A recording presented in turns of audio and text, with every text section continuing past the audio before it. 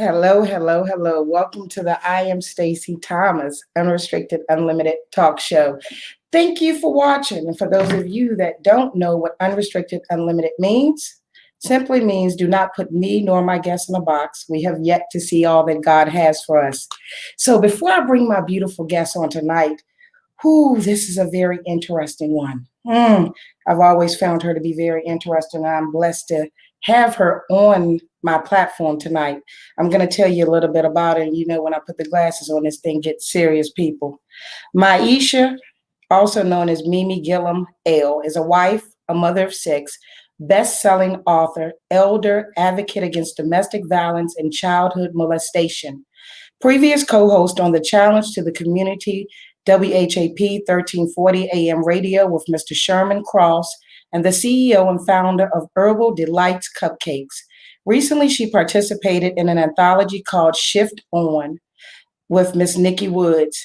In this story, she shares her testimony of how she survived domestic abuse, childhood molestation, and how she was given a second chance at life after having her heart stop for 10 minutes. 10 minutes in February of 2012 due to pregnancy-induced cardiomyopathy. I hope I'm saying that correct. Miss Gilliam L. shares with individuals the power of changing your thoughts and perceptions in order to obtain a positive outcome. As an advocate, she believes sharing her story will help to break the chain of silence. As an advocate, she believes that her intent is to let others know there's a hope for a better future. She's making survivors aware that how their life began is not how their life has to end. Let's welcome Miasha Gilliam. Hello, hello, beautiful. Good evening, everybody. How are you? Doing great, and you? I'm fine. Thank you for coming on the show. I am so excited that you're here. I'm trying to adjust this light. All is going well with everything going on, especially with this pandemic we're in, Miasha? Yes, going good. Everything's going good. So I am anxious to talk to you tonight, sweetheart. I'm going to do things a little different than what I normally do. I normally want to start with, where did you come from? How did you become who you are? But you've had such an interesting life. You have such an interesting story. I want to know, I want people to know, who are you now? Let's start with who you are today. Okay.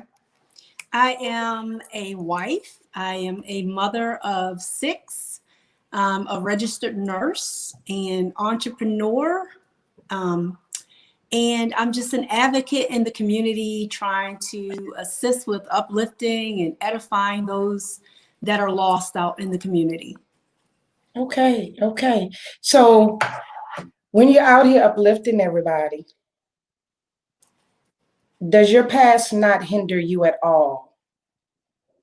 In the uplifting process, a lot of times my past doesn't hinder me because of where I've come from and how I've overcome certain situations. I've learned to develop different coping skills when I come up against challenges that may take me backwards. So I've learned to develop these coping skills that assist me with overcoming if I meet with an obstacle in assisting somebody else. Okay, so now you are an author of 2 published works? 3. 3 published works. What are they called?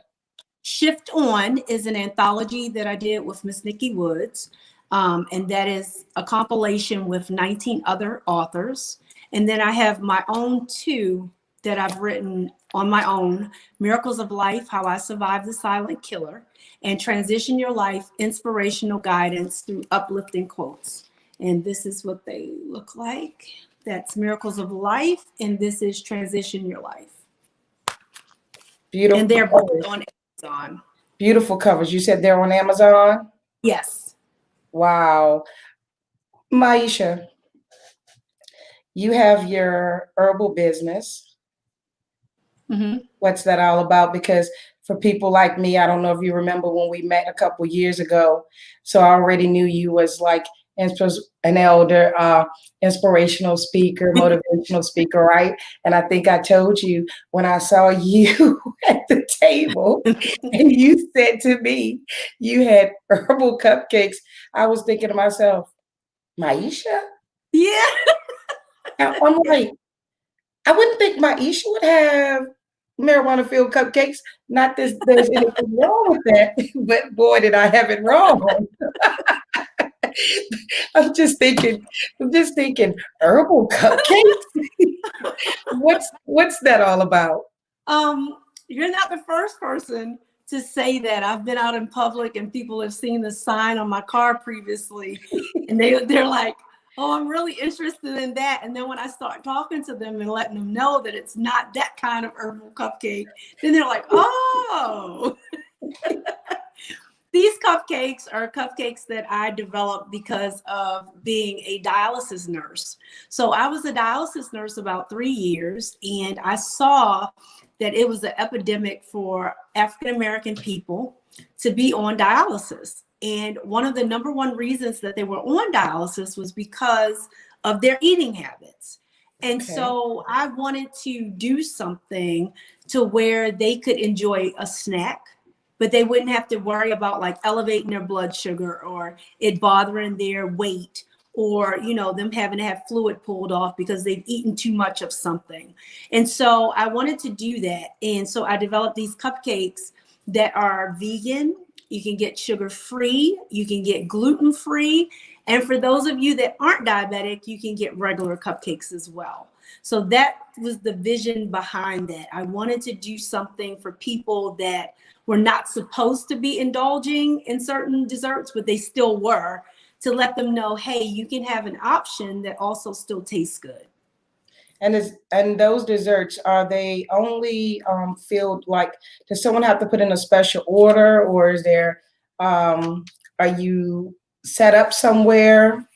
Yes, I have a landing page, and I think you have it listed on there where they can go and they can order directly on that page. So the orders will come directly to me, and then, you know, I'll get the orders out. Okay, and for the new people that come on, the Herbal Delights cupcakes, once again, Miasha, please tell us what kind of cakes are there so we won't get any confusion when ordering them. These are healthy cupcakes. One of the example of one would be like a lavender cupcake.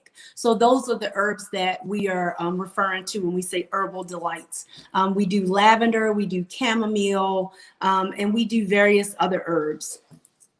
We add those directly into the cupcake. So they're infused into the cupcake. So for somebody that has insomnia or can't sleep at night, a lot of people are taking melatonin. Well, you can eat a cupcake and it'll make you sleepy and you'll go to sleep. Oh, wow. Wow. And we've tried them and they work. So we've actually tried them. Very interesting. And so what I want you to do when this show is over, be sure, I know we have the banner up on the show, but be sure to come up under the video, Miasha, and post exactly how people can find you and contact you, because eating healthy is something that I'm only going to speak about my people. I'm not speaking for anybody else, but being around my people, a lot of my people and the people before me, they don't realize that there are alternatives to getting better than taking prescriptions. I have nothing against prescriptions, but natural things. Right. And that's one of the biggest things is, you know, it's pharmaceutical company is a booming industry. And especially in our community with high blood pressure and, like I said, diabetes and things like that. So anything that I can do to contribute or to lessen that, that's what I like to do. Especially I love to cook and I love to bake. So I was like, what better way to give back to the community than to do something like this? Wow. Speaking on your page, speaking at different events, having the words on the paper for people when they leave the event from hearing you speak, and at the same time having a cupcake or dessert to relax them. Woo! Wow, wow. So we have this strong woman, and all appears to be great. When I look at you, when I've been around you, never picked up on a sign that your story was bigger than I would ever think. And here's another example of looking at a beautiful person, and you can't judge or think you know somebody because you don't know their story. Right. Miasha, what came first, molestation or domestic? Well, obviously molestation. Well, they were Child both molest- hand in hand, which will be strange because, you know, a lot of times people don't experience two traumatic events at one time. So I had three things going on in my household. My mother was an alcoholic. Then I had her being abused by my stepdad. And then at the same time, his brother lived with us, and that's who the molestation was transpiring with by. So all this was in one household How old were you, Miasha? from the age of 5 to 11. 5 to 11. So 6 years. 6 years of seeing alcohol abuse, Mm-hmm. domestic abuse, Yep. and you were being molested? Yes. Did anyone know? Well, at one point, I told my mother when I came old enough to realize, you know, like, okay, something's not right about this. And so I told my mother, but of course, as usual, she did not believe me. And so it continued. The person that was doing it, Miasha, Mhm. was a man, Yes, an elderly an gentleman. elderly man. Did he know, was he aware that you had told your mother? Yes. But you know, with molesters, they threaten you and they feel like because they've done this threatening that you're not going to open your mouth and tell. Because the biggest thing that they tell you is that nobody will believe you. You know, and because of our situation, because we were, you know, vulnerable at the time when my mother had to move in with my stepfather, you know, and they developed this relationship, there was a lot of fear of where will we go if, you know, this doesn't work out. Where are we going to live? Where are we going to stay? We don't have a backup plan. We don't have people that we can just go stay with. And so intently he knew that. And he knew also that my mother was his drinking buddy. And so I had two things against me: the fact that she was his drinking buddy, and secondly, that we had nowhere else to go. I guess, the reason I asked, did he know, was because how bold Yeah, he was, that he sees that this young girl obviously won't keep a secret, but right. she speaks out. So if she tells this person, what makes me think she won't tell someone else? And he Right. continued to do it. Yes. And I also told one of the neighbors, and it got back to my stepfather. And of course, you know, I got in trouble. I was called a liar, all kinds of things, you know, because it got back to him, you know, because she was livid about the fact that it was taking place. And she was one of the only people that really believed me. You know, she really intently believed me. And so I spent a lot of time at her house because she wanted me to be able to have an escape from it. So I spent a lot of time over there with her, which I was very thankful for. Yeah. So when did it stop, Maisha? How did you get away? Okay, at when I turned 11 years old, I was watching a movie up in my room, and I fought back because he came up into my room talking about boldness, came up into the room with my stepdad right in the kitchen, you know, cooking. He walks right upstairs into my room and tries to begin fondling and doing things like that to me. And so something within me just rose up, you know, because I felt like it had been long enough. I felt like I had been in fear long enough.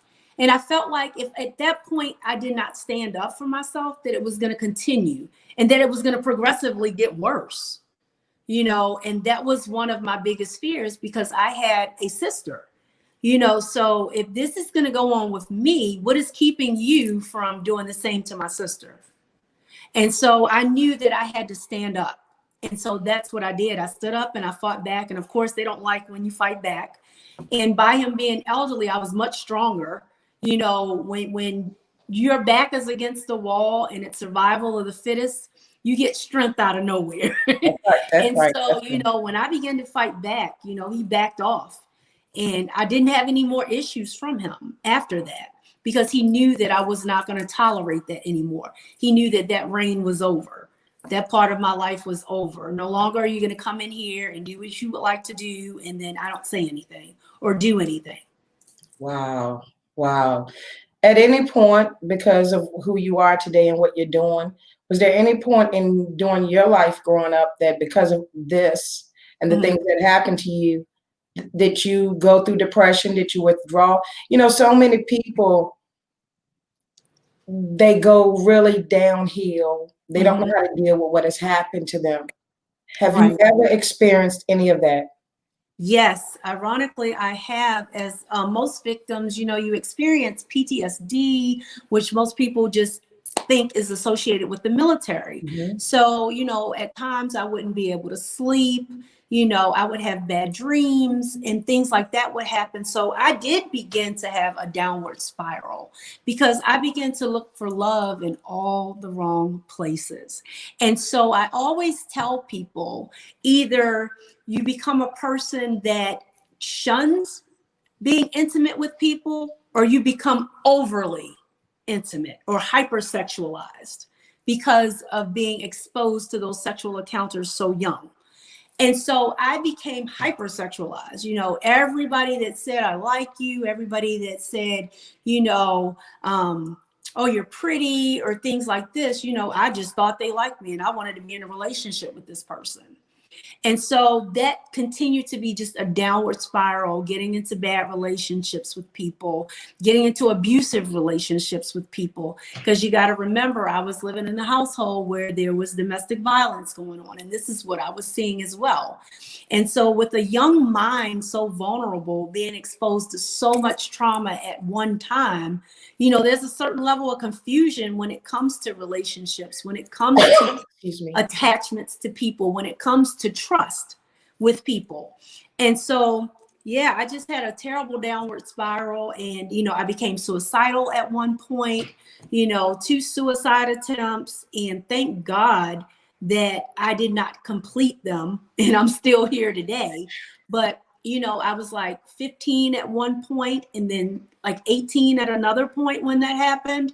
And so, I just thought, life was not worth living anymore, because I'd experienced so many bad things in my life. And, I was like, Jesus in the Garden of Gethsemane, why have you forsaken me? What have I done to deserve all of these things to happen to me when I'm an innocent kid, number one. And now that I'm getting older, these things are still transpiring. Yes, some of them at my own hands, but look at the beginning that I had. Look at where I started from. Look at, the fact that nobody believed me. So why would I not have trust issues? So I was really sad. I was really depressed. I got into becoming a Gothic at one point. I went through so many phases in my life that people wouldn't even believe, and, once the enemy couldn't get me with those things, then he started telling me, well, people are going to think you're crazy and you can't share this stuff with people because people are going to judge you. People are going to look at you a certain way. But even now, I had to realize that my story is for God's glory. And so how dare I sit back on my story when there could be people that are depressed? There could be people who are going through domestic violence. There could be people that have children that are being molested right now. And if I can reach one person with my story, one parent, to let them know to listen to your children, watch for signs, of abuse, bedwetting, changes in behavior, moodiness. If I can enlighten one parent as to how to notice a sign or a symptom, then I've done my due diligence. Okay. Okay. I got two questions for you, Miasha, about Mhm. this before we move on. What do you say to the scared person that's being molested? Mhm. If you could tell them one thing, Mhm. what would you tell them? I would tell them to take their mind to a place that they fully understand that it's not their fault, that nothing that they are doing is causing what's happening to them to happen. Okay. Because shame is the biggest way that the perpetrators keep you under control. Wow. Is by shaming you, is by telling you, oh, because you had this on, you wanted this. Because you behaved this way or you walked this way in front of me, you deserve this. Because of your behavior, you deserve this. Okay. The other question to the mother. Mm-hmm. I know it's not always easy. We can always say what we think you should do. Right. But it's not as easy as that. But to a mother that has a child that has said to them something's going on, what do you say to that mother that doesn't want to believe that child? I would say that they need to do some self-evaluation and figure out why would a child come and tell you something like that when children are filled with innocence and children's first thing is to trust people.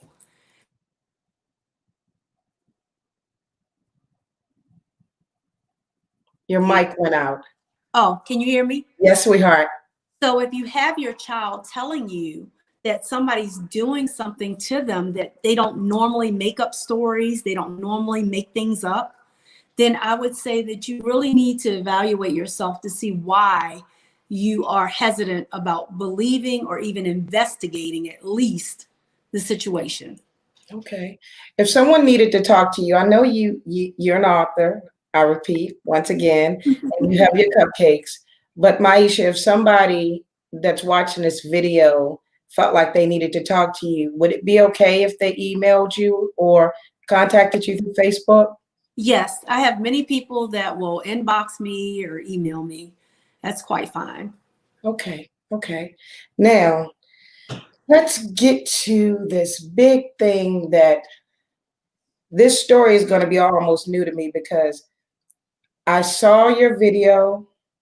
Mm-hmm. I think I'm not sure exactly what I was doing. I was surprised. Um, I felt sad. But the biggest thing was, oh my God, I never knew that about her. Right. Miasha, tell us 10 minutes your heart stopped beating. Yes. How did it start? What was it and how did it start? What brought it on? I had what was called pregnancy-induced cardiomyopathy. To make it simple, many females, when you get pregnant, your heart increases in size to accommodate the extra blood flow. So mine did that, but it forgot to go back down, causing my heart to stay enlarged and to continue to enlarge, which prevented the blood flow throughout my other organs to go correctly. And so then it caused my lungs to get messed up. And so it caused the fluid to back up into my lungs from my body, and it had nowhere to go. So it came out of my mouth, and then I was into a coma because of it, because my lungs were no longer operating or functioning properly because they were filled with fluid. And this was after you had your baby? Mm-hmm. After I had my son, number 6. And I was already high risk because I was 37 years old and I had 5 prior children. So I never had any issues with the previous pregnancies, but each pregnancy is different. Mm-hmm. And, a lot of people experience what most people have heard of, preeclampsia. But many people in our community, in the African-American community, have not heard of pregnancy-induced cardiomyopathy. It's not a term that the doctors utilize I went to nursing school and it never came up in my maternity class. So, Wow. and it's known as the silent killer. And I see now why. Oh, so you went into a coma. Mm-hmm. Do you remember the day before you went into the coma? Did you Yes. feel it coming on or? I had not been feeling well for, like I was having like acid reflux. I noticed that I was swelling in my ankles, which my 5 other pregnancies, you could barely tell I was pregnant until I turned around and you saw my stomach. But this time I was swelling, I could feel a little swelling around in my facial area, my ankles. And I kept telling the doctors, I was like, this is not right. You know how you feel something, but you can't make somebody understand what you're trying to say. And so I'm trying to tell them that, yes, many women swell during pregnancy, but this is something totally out of the norm for me. I'm not a textbook person. So you cannot take, your textbook knowledge and apply it to everybody. I'm telling you, I feel something different, that something's not right, that I'm feeling weird in my body, and they would not listen to me. They refused to listen. And so my last appointment at the doctor's office, I'll never forget. I went and I was a little dizzy. I felt a little nauseous at the time. Of course, they were like, we've given you medicine for nausea and you should be fine. So I was like, no, that's not working. I don't want to take that medicine. There's something else going on. So they checked my blood pressure. It was a little elevated. They were like, you're fine. Your appointment's over. So when I went to leave and get into the waiting room, I started feeling dizzy again. And I demanded, I said, I'm not leaving until somebody rechecks my blood pressure. I said, because something is off. Something's wrong. Something's off. I said, I feel like my blood pressure is continually elevating. How would you know that? How would you know that? We understand you're a nurse, but how would you know your blood pressure is elevating? So they took my blood pressure, and of course it was through the roof. So they sent me to the hospital for observation. And guess what? When I went to the hospital, went over there, they said I had to deliver immediately because my blood pressure was so high that it was at the point where I would have started having seizures or that I could have stroked out. So they informed me now everything is rush, which is more stress added to you because you're already pregnant, your blood pressure is already up, and now you're stressed out because you don't know what the next process is going to be for delivering your child because you're in danger now. So they told me that I had to take what's called magnesium to keep me from stroking out during my delivery. During the delivery? During the delivery, I had an IV going with magnesium going to keep my blood pressure at a baseline so I would not stroke out or have seizures. Miasha, I know you're a faithful person, full of faith, right? Mm-hmm. Was your faith strong then? It had to be. Or did it become strong after? It was strong then because it had to be, if you can understand that, because if I would have allowed my mind to wander or go anywhere else aside from thinking I'm going to be okay, then things probably would have been 10 times worse. I probably would have had a seizure because of stress, or I probably would have stroked out because I probably would have just stressed myself out so bad worrying about it that I wouldn't have been able to overcome. So what I did was I kept telling myself, I kept quoting to myself Jeremiah 29:11, which tells me about the promises of God and how he has plans for me to prosper. And I kept saying to myself that no weapon formed against me shall prosper. And I kept saying these things to myself, and I kept saying that God is not going to allow me to be taken away from my children in this way. There's a bigger plan, there's a bigger picture. And I'm not saying it's easy when you're faced with something like that, because my body was going haywire, and my mind was trying to take me there to go haywire with it. My mind wanted me to panic. My mind wanted me to become anxious and start worrying, but I had to really fight against it. Those were some of the coping skills that I developed with dealing with stress from my molestation, from watching domestic violence take place. You're able to take your mind to different places and control certain thoughts that you have because it's a survival mechanism. It helps you to survive mentally. Wow. So you've had to tell the doctor something's wrong with you. Mm-hmm. And you get to that, and then what, when the heart stopped beating after the baby came immediately, or? No, I actually went home. They sent me home and my blood pressure was still a little bit elevated. So I was complaining again about that. And of course, again, I'm told, the stress that your body just went under from delivering a baby, your blood pressure may be elevated. I get home, everything's fine. I'm still feeling a little strange or whatever, but not anything big, that I would really be concerned about. Maybe a little bit of acid reflux, and things like that, but nothing really terrible took place to where as though it would be send a red flag to me. So I went to bed that evening, and like I said, I was okay. Woke up the next morning, and my husband was going to take the children to the bus stop for me. So he kept saying to me, which was odd, "Are you okay?"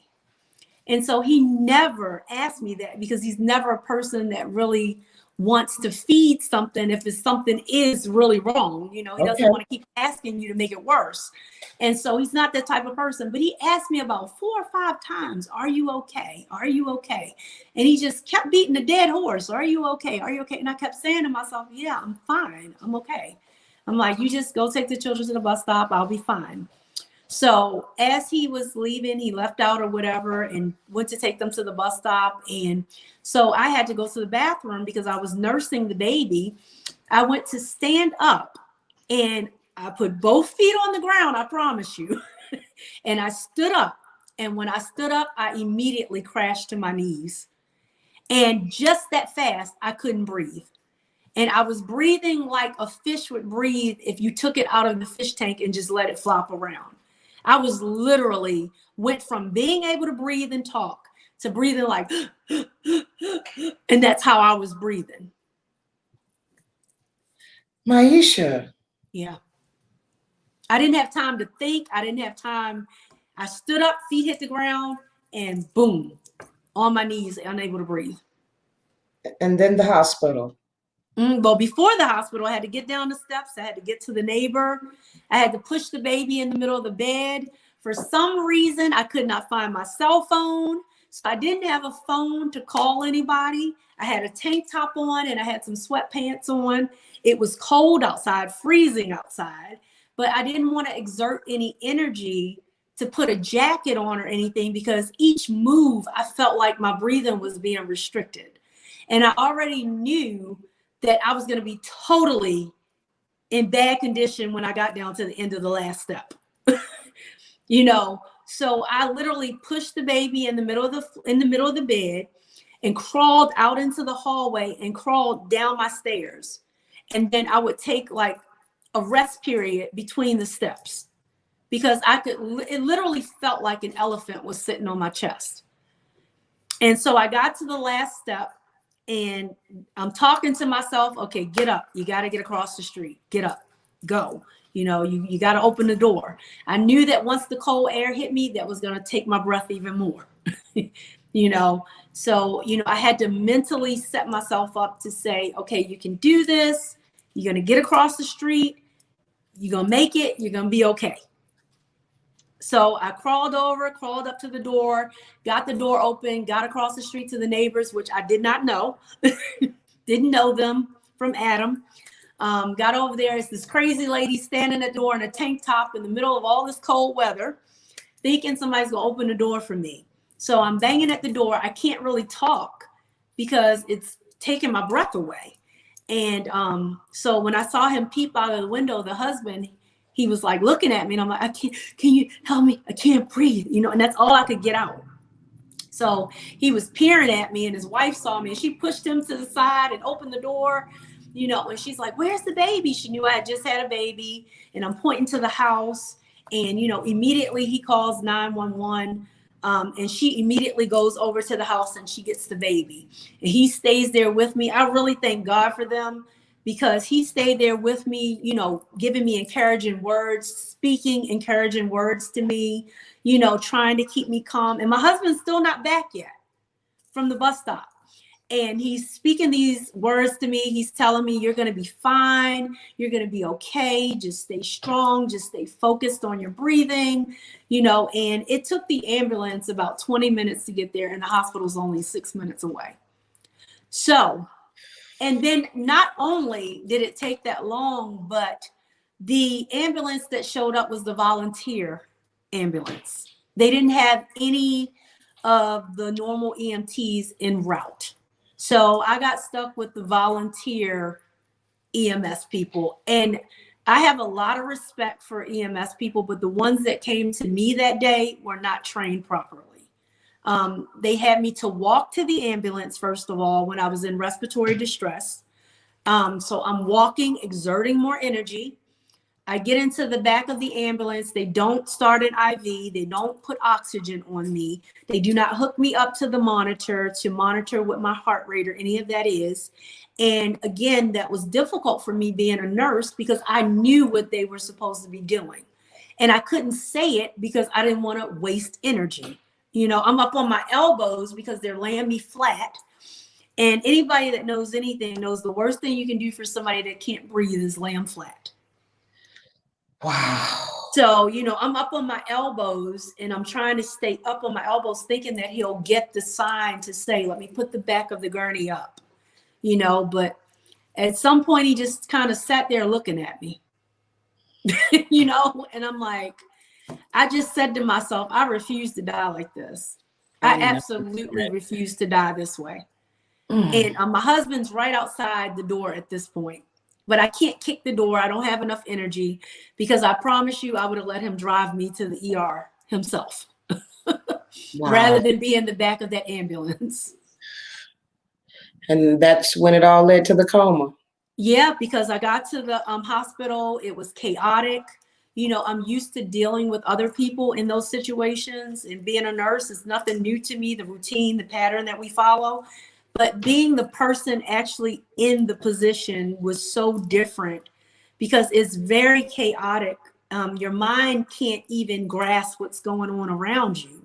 So I can't breathe. I have the registrar coming in, asking me questions, shooting questions off at me. What's your address? What's your phone number? What's this? What's that? I have people cutting my clothes off of me. Because they don't know what's going on. They got the call, but they don't know if, I need CPR right away. I mean, they don't know what's going on. So they're cutting my clothes off of me. I have the respiratory therapist in there with the doctor, and they're going back and forth as to whether to put me under sedation or not. And all of this is going on, and I'm trying to stay sane through all of this. They're trying to put a catheter in me. They're trying to do all of these things, start IVs, get oxygen going. All of this stuff is going on at once. And so what I remember last is looking at the respiratory therapist and saying, why aren't you helping me? Why aren't you helping me? And the tears just rolling down my face. And she said that at that point, I blacked out. I just passed out and started foaming at the mouth. And yeah, pink foam just started from my lungs. My body had nowhere else for this fluid to go.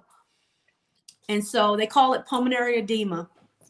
And I went into cardiac arrest, and they were doing CPR for like a long time, apparently.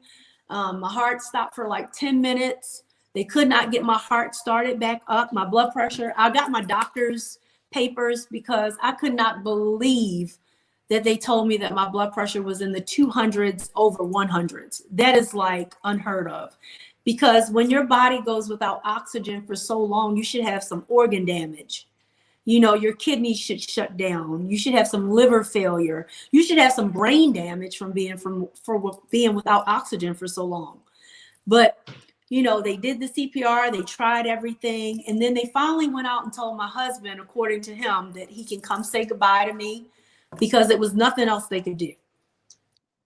They were done with doing CPR. They weren't going to do it anymore. They had called the code.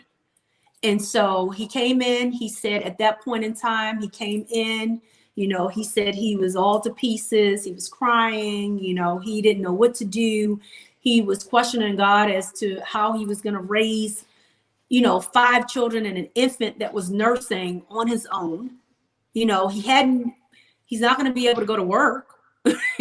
So he was just all over the place at the time.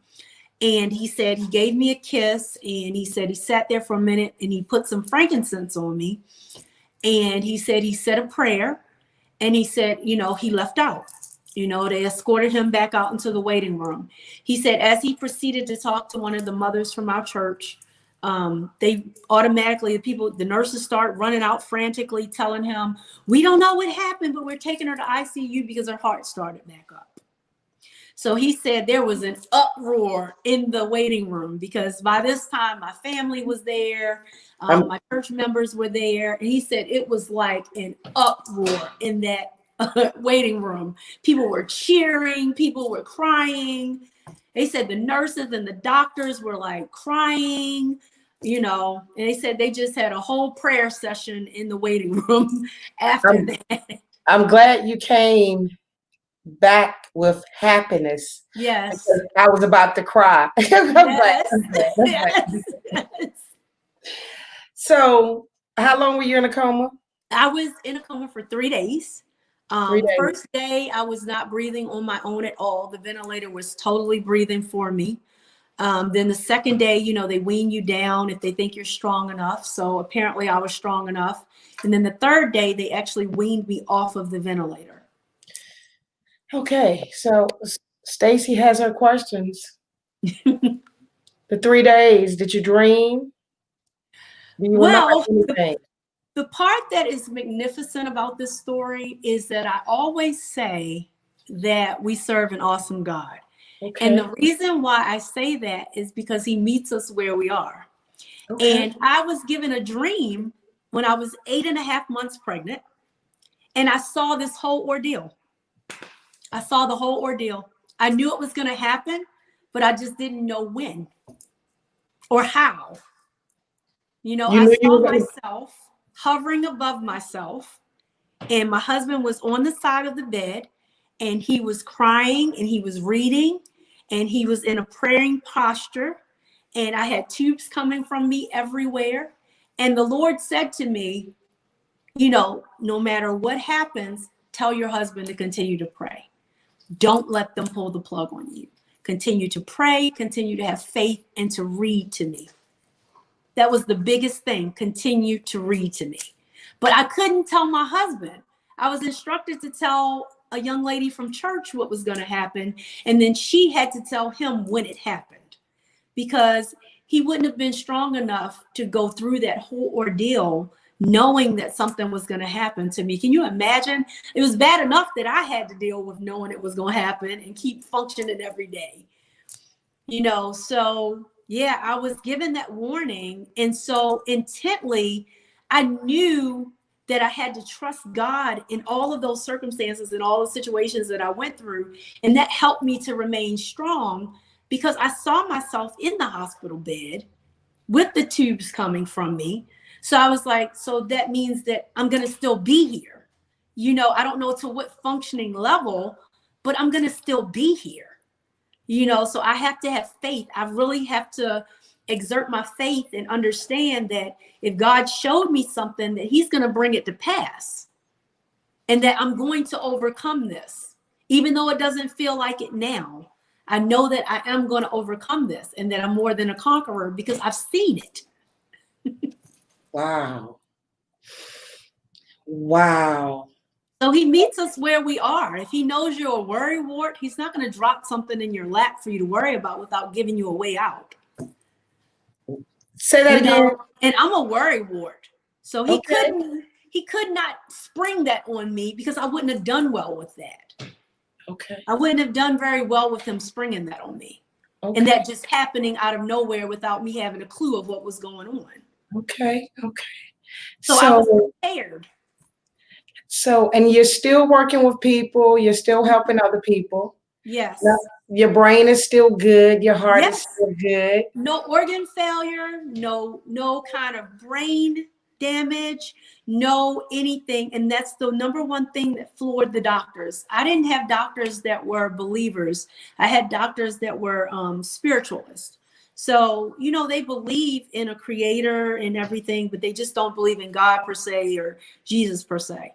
And one of my doctors, he's my cardiologist to this day, and he wrote in my chart, "This was surely a miracle." He wrote that in my medical documentation.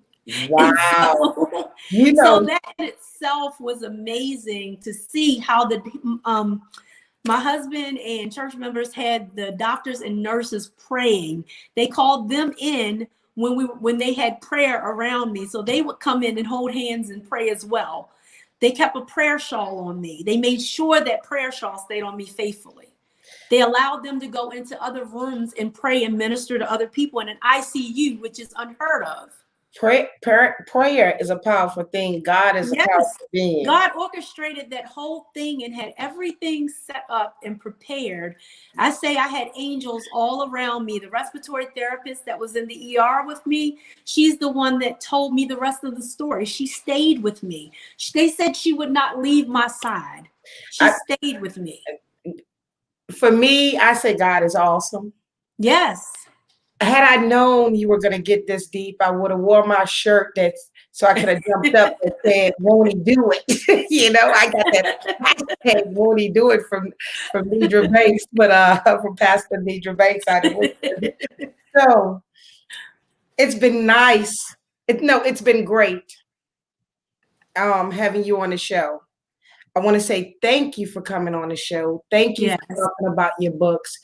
Thank you for talking about the domestic violence and the child molestation. Thank you for sharing your testimony. Thank you for still being.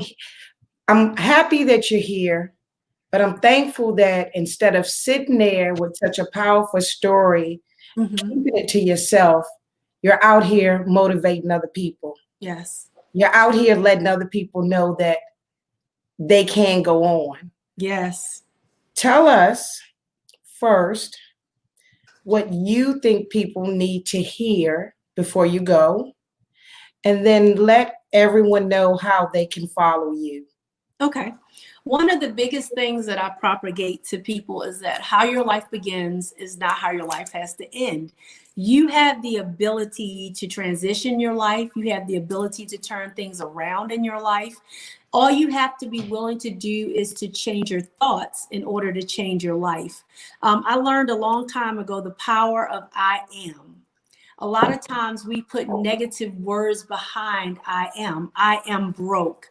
I am sick. I am hurting. So if we take and we turn that around and we begin to put positive words behind that I am, what manifestations do you think that God would be able to show us? I am great.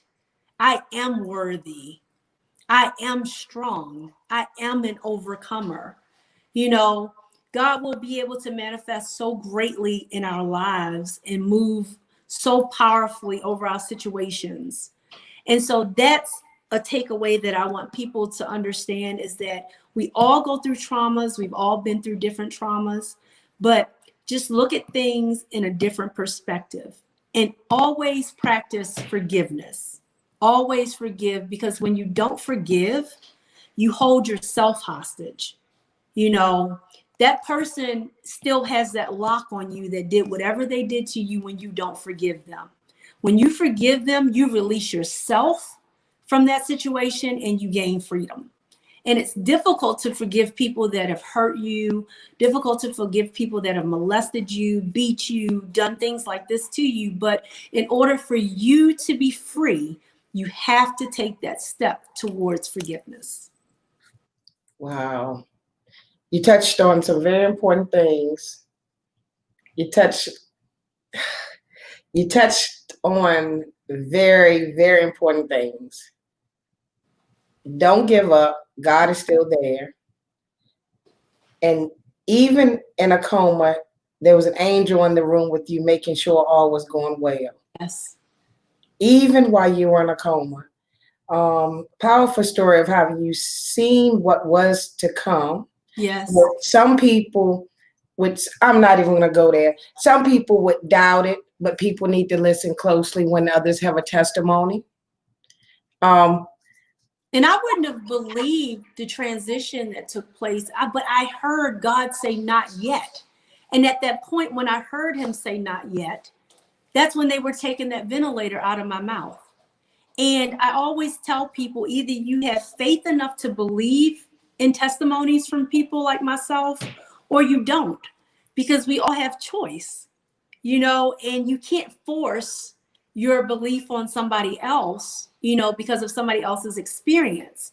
But I would hope that people would investigate, would read stories of other people that have had near-death experiences and see how the stories correlate with one another, and see how God does still perform miracles today, because there's plenty of people that have experienced miracles. Obviously, because I enjoy seeing you at the local Wawa in the morning time. I enjoy seeing a miracle walking. How can they follow you? I'm on Facebook as Miasha Gilliam. I am also on Instagram as I am MGE, Twitter as I am MGE. You have my website, which is drmiashaspeaks.com. You can reach out to me there. And for those of you that are interested, I will be doing another From Trauma to Triumph session with people. And for those of you all that are interested in finding out how to overcome some of the traumas, if you've even experienced trauma. Last time we went over the definition of trauma. I wanted people to really get what is trauma. Because a lot of people don't think that when you lived in the house with alcoholics, that's traumatic, or you lived in the house with people that were incarcerated and came home, that's traumatic for children, and a lot of people don't understand what trauma does to your body as far as your health. And, we go into Dr. Nadine Burke and, how trauma affects our health and things like that. So for those of you that are interested or would like to see me do that again, please inbox me and let me know that you're interested in doing that. Thank you, beautiful. I'm wishing you the best. Thank you. You're definitely one of those people to prove that God ain't finished with you yet. Sure not. Take care. And thanks again for coming on the show, okay? Thank you for having me. Have a good night. Okay, you too. Be blessed. Bye-bye. You too. Wow. Wow. Okay. Thank you for watching the Stacey Thomas Unrestricted Unlimited Talk Show. Thank you. Follow my guest. She's very interesting. She's a very beautiful person and an awesome person to speak to. Inbox her if you have a question. I've put up her information. Please don't hesitate to contact her. Don't be bashful if you need to share your story.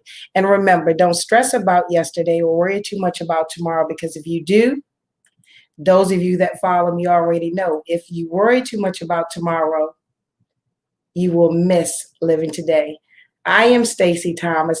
For any other shows that you'd like to see, follow me on YouTube. Have a good night.